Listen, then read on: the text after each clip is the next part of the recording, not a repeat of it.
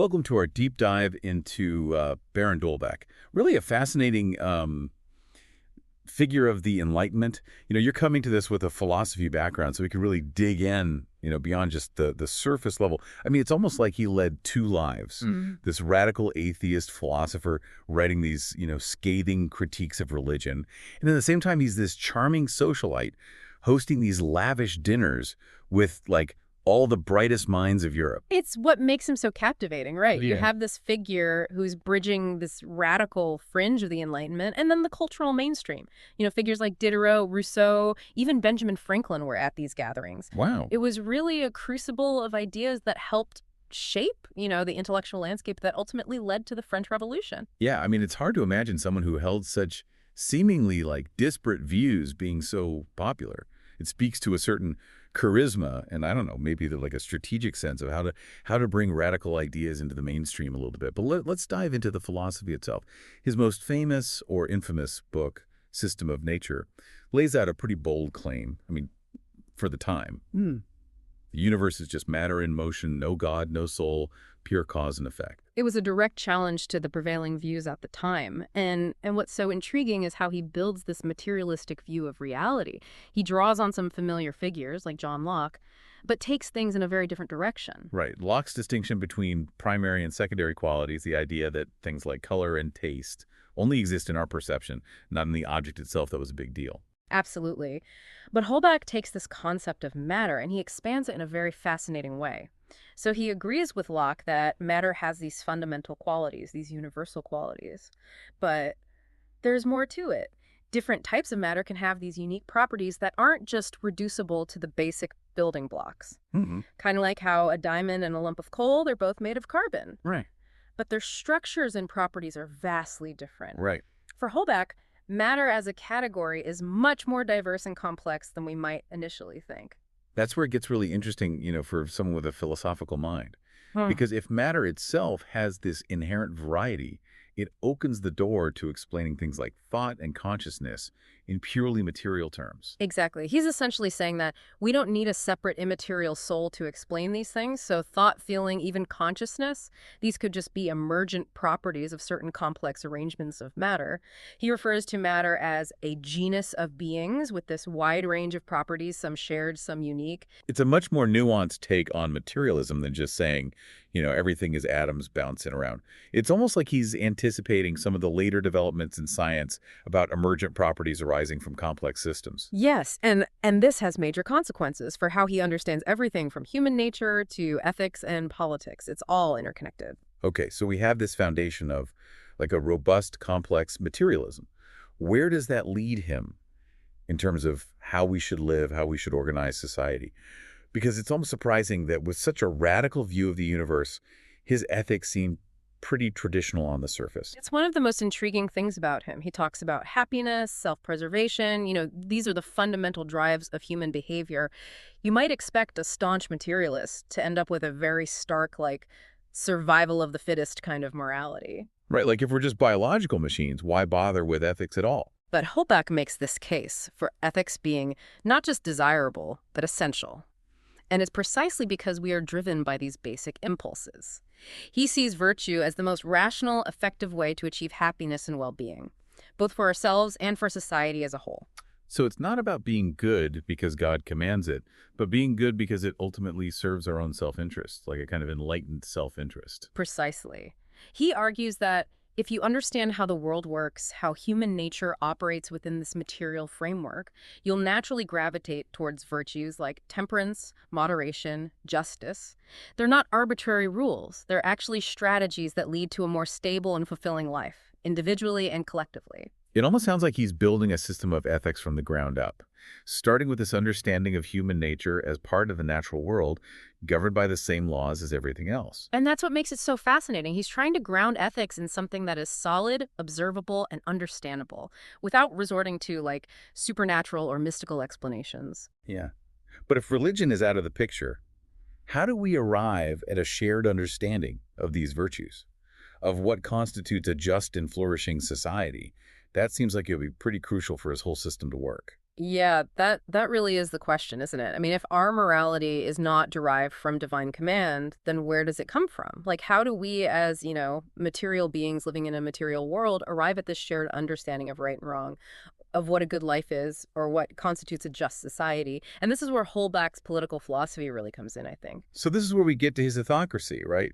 This idea of a society governed by ethical principles. It sounds very intriguing, but I'll admit it, a bit utopian, at first glance. Yeah, it might seem that way initially, but remember Holbach wasn't like a naive idealist or anything. He understood that humans are complex, capable of great things, but also prone to selfishness and short-sightedness.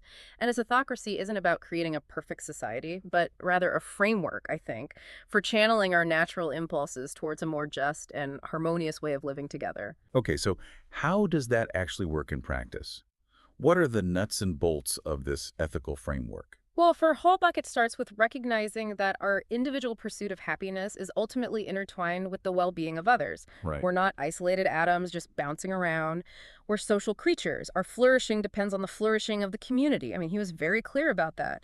A just society needs to reflect this interdependence. Yeah, that makes sense. It's like that old saying, no man is an island. We can't truly achieve happiness in isolation. We need each other. Exactly. And this leads to some key principles, I think, for how an theocracy would actually function. First, he places a huge emphasis on education. He believed that a well-informed citizenry is absolutely crucial for a healthy society. People need to understand their rights, their responsibilities to each other, the principles that underpin a just and functioning government. So it's not just about leaving individuals to pursue their own happiness however they see fit. There's a role for, like, collective action, institutions, a system that cultivates and guides this pursuit of the common good. Absolutely. Education for Holbach is the antidote to superstition, prejudice, and dogma. These were all things that he saw as major roadblocks to individual and societal progress. And remember, he's writing in a time when, religious authority still held a lot of sway over people's lives. Yeah. Given his strong materialist stance, I can see why he'd be wary of those kinds of non-empirical belief systems. So education, it's not just about acquiring knowledge. It's also about fostering a certain way of thinking, Mm. a commitment to reason, logic, evidence-based decision-making. Precisely. He wanted citizens who could think for themselves, critically evaluate information, and make decisions based on reason and a concern for the well-being of all, not just their own narrow self-interests. That's a pretty tall order. It Yeah. seems like it requires like a pretty optimistic view of human nature to believe that people are capable of consistently acting in such a rational and selfless way. Well, he certainly had faith in the power of reason to guide human behavior. But it wasn't just blind faith. He believed that this capacity for reason was itself a product of our material nature. It was something that could be nurtured and cultivated through education and experience. Okay, so education is one pillar of his autocracy. What else did he see as essential for building this kind of ethically driven society? Well, another key element was a legal system rooted in reason and justice, not arbitrary power or tradition. He was very adamant that laws should be clear, impartial, applied equally to everyone regardless of their social status. So rule of law, not rule of men, to use that old phrase. It sounds like he's laying the groundwork for a system very much like modern democracies, where the law is supreme, everyone is accountable to it. Yes, and I think that's part of what makes him so relevant today. We're still struggling with these same questions. How do we create a just legal system? How do we ensure that laws are fair and applied equally? Yeah, it's like he was anticipating some of the fundamental challenges of modern governance. But how did he envision this legal system actually working within the framework of his autocracy? I mean, laws are one thing, but how do you get people to actually follow them? Especially if you're not relying on religious authority or, like, the threat of divine punishment. Right, and that's where his understanding of human motivation comes into play. Remember, he believed that happiness and self-preservation were our primary drives, right? So the key is to create a system where following the law, acting ethically, is seen as the most rational and effective way to achieve those goals. So it's about aligning individual self-interest with the common good. If people believe that following the law is in their own best interest, they'll be more likely to do it.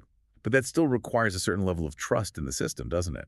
Absolutely, and that trust needs to be earned, right? He really stressed the importance of transparency and accountability in government. If people can see that the laws are fair, that they're being applied consistently, that the government is acting in the best interest of the people, then they're more likely to cooperate. It's like a social contract in action. Individuals agree to follow the rules in exchange for the benefits of living in a safe and just society. But that contract can be broken, you know, if the government abuses its power or fails to uphold its end of the bargain. Yeah, you're hitting on a very important point. Holbach was very clear that the government's legitimacy rests entirely on its ability to secure the well-being of its citizens.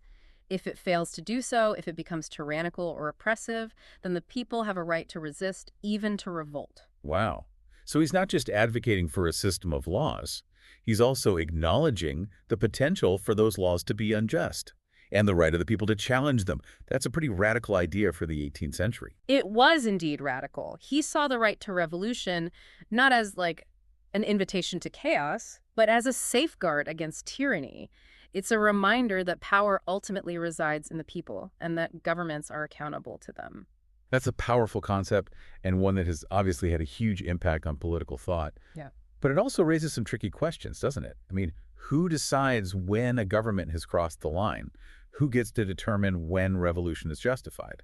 Yeah, those are the kinds of questions that political philosophers are still grappling with today, right? And I think Holbach would be right there with us, engaged in the debate, trying to find the balance between the need for stability and order and the right of the people to hold their leaders accountable.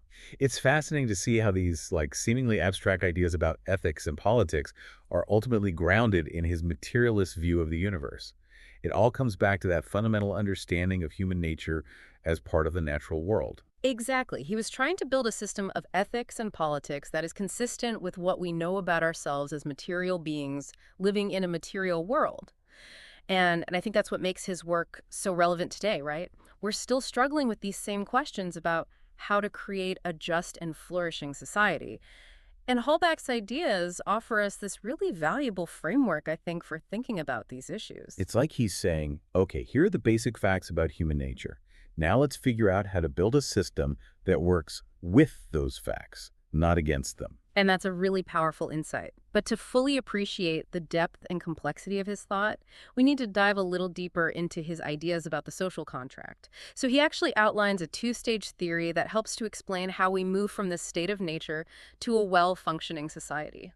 This is where he diverges a bit from someone like Locke, right? I'm just curious to hear how he lays this all out. Well, the first stage of his social contract theory is pretty straightforward.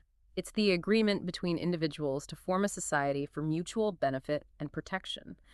And this is based on the recognition that we're stronger together, that cooperation, mutual aid are essential for survival and well-being. Right, it's that classic idea of leaving the state of nature, where everyone is fending for themselves and entering into civil society, where we agree to abide by certain rules in exchange for the security and benefits of living in a community. Exactly. And Holbach emphasizes that this social contract is ongoing, unbreakable. It's the foundation of any civilized society. Okay, so that's the first stage. Yeah. But then how does the government fit into all of this? I mean, I'm assuming it's not just a free-for-all with everyone doing their own thing within the society. You're right. That's where the second stage of his social contract comes in. And this is the contract between the society as a whole and the sovereign power, the government. This is where we establish the mechanisms for creating and enforcing laws, protecting individual rights, and promoting the common good. So it's like we're delegating certain powers to the government in order to ensure that the social contract, between individuals, is upheld and that society functions smoothly. Precisely. And here's the crucial part. For Holbach, the legitimacy of this government, its right to wield power, rests entirely on its ability to fulfill its end of the bargain. So the government derives its authority from the consent of the governed, and its primary duty is to secure the well-being of its citizens. So no divine right of kings. Yeah. No arbitrary authority. Power flows from the people and is contingent on serving their interests. Exactly. And that's what makes his political philosophy so radical for its time. He's arguing that the government is not an end in itself, but a means to an end. And that end is the happiness and well-being of the people that it governs. That's a remarkably modern idea, and one that we often take for granted today. But back then, it was truly revolutionary to assert that the people are the ultimate source of political authority. Yeah, it was a direct challenge to the prevailing view that monarchs derive their power from God. And it has profound implications for how we understand the relationship between individuals and the state. Yeah, it's really amazing to see how he lays this groundwork for so many ideas we just take for granted in modern political thought. But thinking about the context, that he was writing in, it must have seemed so radical. It's almost like he's like peering into the future, outlining these principles for a system of governance that wouldn't fully come into being for like centuries. I know it's part of what makes studying figures like Holbach so rewarding, right? You see these seeds of thought planted centuries ago, and they take root, and they ultimately help shape the world we live in. It really makes you realize how ideas can have a profound impact. But speaking of historical context, I'm curious, how do you think Holbach would view our modern world? Like, especially with all the scientific advancements that have happened since his time. Oh, that's such a fascinating question to consider. I mean, remember, he was writing at a time when Newtonian physics was the cutting edge of scientific knowledge. Like, imagine if you introduced him to things like quantum mechanics, relativity, Yeah. our our modern understanding of the vastness and complexity of the universe from, modern cosmology. Right. It's almost like trying to imagine someone from the Middle Ages being transported to our time. Hmm. The sheer amount of knowledge we've accumulated about the universe since Holbach's day it's incredible. It really is. I think on the one hand, he'd be absolutely thrilled by these advancements. I mean, he was such a passionate advocate for scientific inquiry, for using reason and observation to understand the world. He'd probably see modern science as a vindication of his core beliefs about the material nature of reality. You're like, see, I told you so. The universe is governed by natural laws, by cause and effect. We just needed time to figure it all out. Exactly. But at the same time, I think even he would find some of the implications of modern science challenging. Maybe even a bit unsettling, right? Like quantum mechanics, with its probabilistic nature and the strange behavior of particles at the subatomic level, that seems to really undermine the strict determinism that was so central to his philosophy. Yeah, so even though the universe is still ultimately material, the way that matter behaves at its most fundamental level is so much more complex and counterintuitive than he could have ever imagined. Yeah, and I think that's where his concept of matter as this genus of beings might come into play. Remember, he argued that different types of matter could have unique properties, not just reducible to like these simple building blocks. So perhaps he would see these strange quantum phenomena as evidence of the inherent diversity, like the richness of the material world. Right? You'd be like, okay, maybe I didn't get all the details right, but the fundamental principle still holds. The universe is made of stuff, and that stuff can behave in some pretty mind-bending ways. And I think he would have been particularly fascinated by the advancements in neuroscience. He was so interested in understanding the human mind. And he really believed that thought and consciousness were ultimately products of material processes in the brain. So imagine what he would make of our modern understanding of neurons, synapses, brain chemistry, and how they all work together to produce our subjective experiences. Right? It's like we're finally starting to uncover the mechanisms by which matter gives rise to mind, those qualities that once seemed so mysterious, beyond the reach of scientific explanation. Exactly. He might even see it as like the ultimate validation of his materialist philosophy. But it also raises these new questions, these new challenges. For example, if consciousness is truly an emergent property of complex brain activity, then what are the implications for free will and moral responsibility? Right? It gets back to that age-old debate. Hmm. If we're just biological machines, albeit incredibly complex ones, Hmm. are we really free in our choices, in our actions? Or are we just playing out some predetermined script dictated by, the laws of physics and chemistry? Those are the questions that philosophers are still debating to this day. And I think Holbeck would be right there with us, eager to engage in the discussion. He might have been forced to revise or refine some of his earlier views, but I suspect he would have held on to this core belief that we are ultimately responsible for our actions, even if those actions are ultimately determined by our material nature. Yeah, it's like he's saying, look, even if we don't have some kind of magical free will, we still have to live in this world and make choices. And those choices have consequences, both for ourselves and others. So we might as well try to make the best choices that we can based on reason, compassion, and our understanding of, the common good. I think you've really captured the essence of his thought. He was a pragmatist at heart. Someone who was deeply concerned with building a better world, even if that meant confronting some uncomfortable truths about human nation and the universe that we inhabit. It's a perspective that's both challenging and inspiring. He reminds us that we need to be intellectually honest, in our understanding of the world, but also morally committed to creating a more just and humane society. Well said. And I think that's a fitting tribute to the legacy of this fascinating and often controversial figure from the Enlightenment. Baron Tolbach may have lived centuries ago, but his ideas continue to resonate with us today. He challenges us to think deeply, to question our assumptions, to engage in reasoned debate, and to strive for a world where reason, ethics, and a concern for human well-being guide our actions. Well, it's been an incredible journey exploring his ideas. For anyone listening who wants to learn more, I highly recommend diving into some of his original works. You'll be amazed at how relevant and insightful they remain, even after all this time. Oh, absolutely. I couldn't agree more. There's a real richness to his thought that goes beyond, like, the simple summaries you often find in textbooks. He was a complex thinker, grappling with some of the most fundamental questions about human existence and the nature of reality. And that makes him a perfect subject for a deep dive like this. Thanks for joining me on this exploration. Oh, it was my pleasure. Always happy to delve into the world of Enlightenment thought.